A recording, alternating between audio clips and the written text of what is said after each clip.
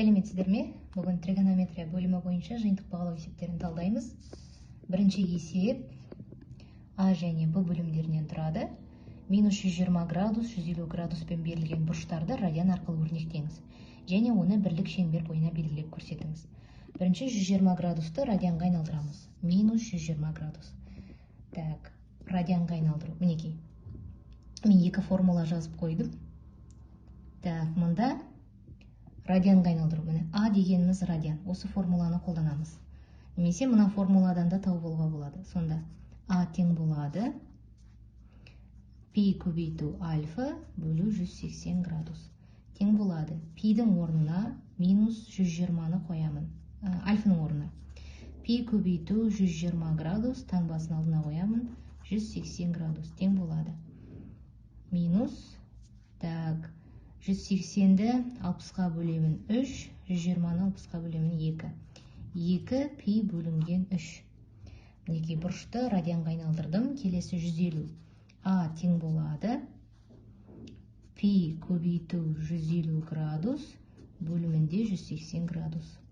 Мен 30-ға бөле аламын. Мұнда 5, мұнда 6, 5 пи бөлінген 6. Көріп тұрсыздар да? Бұрышты радианға айналдырдым. Енді радианды бұрышқа айналдырамыз бысында. Альфа тең болады. Мінекей, радианды 180-ге көбейтемін, немесе мына жердегі формула. Сосын оны пиға бөліп тастаймын. Альфа тең болады. Менде радиан пи бөлу 8 көбейту 180 градус бөлу пи. Тең болады. Пи мен пи қысқарып кетеді. 180 мен 8-ді. Так, 4-ке бөлемін. Мұнда 45 градус, мұнда 2. Немесе 22,5 градус. Келесі альфа тең болады. Аның орнына 3-ті қоям. 3 көбейту 180 градус бөлу пи. Тең болады. Так, 180, 3-ке көбейтсем 540 градус бөлу пи. Бұл жерде 3-тің пиі қалып қойдым екен. Бұрышқа айналдырғанда пиі қалып қою мүмкін. Себебі ана жерде 3 радиан альфа тең 540 бөлу пи шығып тұр. Мына жерде мүмкін пи болуы мүмкін.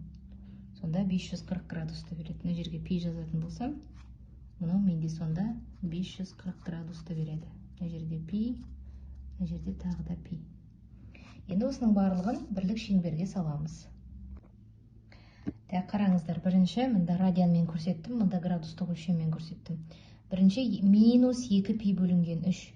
Минус 2 пи бөлу 3 деген, ол бізде 120 градус болды. Мынау бізде сағат бағытына қарсы жүретін болсақ, онда біз плюс таңбамен аламыз. Ал сағат бағытымен жүретін болсақ, онда минус. Яғни минус 120-ны белгілеуіміз керек. Мынау бізде барлығы 180 болса, мынау 90, мен сонда 90-ға 30 градус қосамын. Мына жер, мынау менде минус 120-ны береді. Немесе ол минус 2 пи бөлінген 3. Так, және де 150 градусты салуымыз керек. Ол енді сағат тілі бағытына қарсы жүреміз. 90 градус болса, 150 менің мына жерде болады. Яғни мына аралық менде жаңағы 5 пи бөлінген 6. Осы жер болады. Ал 120 градусты көрсеткенде минус болғандықтан, минус 120 болғандықтан біз сағат тілі бағытымен жүреміз. Так, енді 22,5 градус, ол 45 градустың жартысы болып тұр. Егер 90 градусты қақ 2-ке бөлсем, менде 45 градус шығады. Оны қақ 2-ге бөлсем, мынау менде 22,5 градусты береді. Ал 540 градус дегеніміз толық бір айналым жасаймыз және мына жерге келеміз. Осы бізде 540 градус болады. Бұлай етіп көрсетіп қойсаңыздар болады. Мынау бізде бір толық айналым жасалды және тағы да былай қарай жүреміз. Ал 22,5 градусты көрсеткенде мынадай көрсетесіздер. Екінші есеп, өрнекті ықшамдаңыз. Бірінші косинус 60 градус азайту альфаны косинус альфа минус бетта формуласы арқылы ашамыз. Бірінші косинус 60 градус көбейту косинус альфа плюс синус 60 градус көбейту синус альфа. Так, азайту, мына жалғастырамын. Косинус 60 градус көбейту косинус альфа. Енді синус 60 градус қосу альфаны ашамын. Синус 60 градус көбейту косинус альфа плюс косинус 60 градус көбейту синус альфа. Мына жаққа жалғастырамын. 2-ден 1 синус альфа. Көріп отырғандарыңыздай, косинус 60 градус косинус альфа минус косинус 60 градус минус альфа. Мынау бізде жойылып кетеді. Сонда алымында қалады. Синус 60 градус көбейту синус альфа. Так, бөлімінде синус 60 градус косинус альфа, косинус 60 градус минус синус альфа. Мынау косинус 60 градус 2-ден 1-ді береді. Осы 2-ден 1 синус альфа мен минус 2-ден 1 синус альфа қысқарып кетеді. Сонда синус 60 градус көбейту косинус альфа. Екеуі тағы да қысқарып кетеді.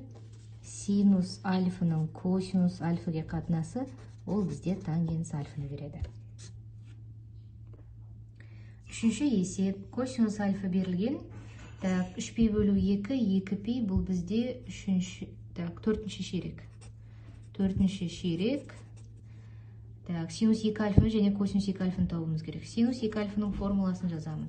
Синус 2 альфа тең болады 2 косинус альфа көбейту синус альфа. Косинус 2 альфаның формуласын жазамын. Косинус квадрат альфа минус синус квадрат альфа.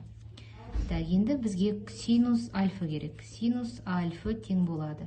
Синус альфаның төртінші ширектегі таңбасы минус. Минус, так, 1 азайту косинус квадрат альфа. Минус 1 азайту квадраттаймын. 625-тен 49 тең болады. Минус 625, 625-тен 49 аламын. 49, так, 6, мында біреу кетіп қалды, 7, 576. 576 минус 25-тен, так, 24-ті көбейтіп көрейік. 6 бір ойда, 8, 9, 8, 4. 24 шығады екен. 25-тен 24. Бұл синус альфаның мәні.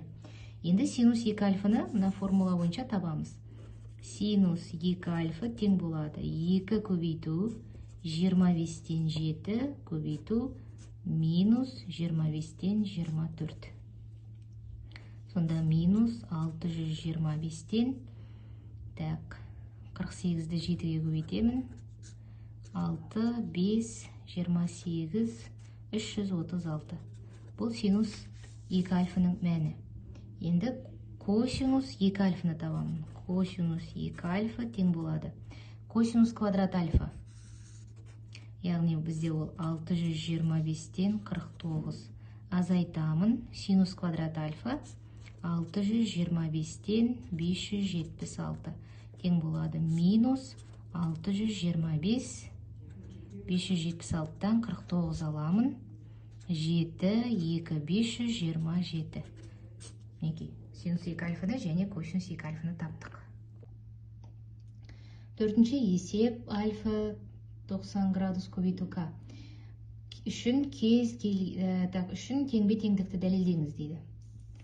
Яғни альфа бізде 90 градус көбейту к-ға тең болмау керек. Ол мысалы 180 болмау керек, 360, 270 тағы сол сияқты.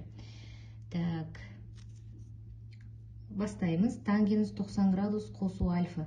Бұл жерде келтіру формуласын қолданамын. 90 градуста тангенс котангенс альфа болып өзгереді. Және де ширектерін қараймыз. Бізде 90 градусқа альфа қоссақ, ол екінші ширек, екінші ширектегі тангенстің таңбасы минус. Минус котангенс көбейтемін. Синус болып өзгереді.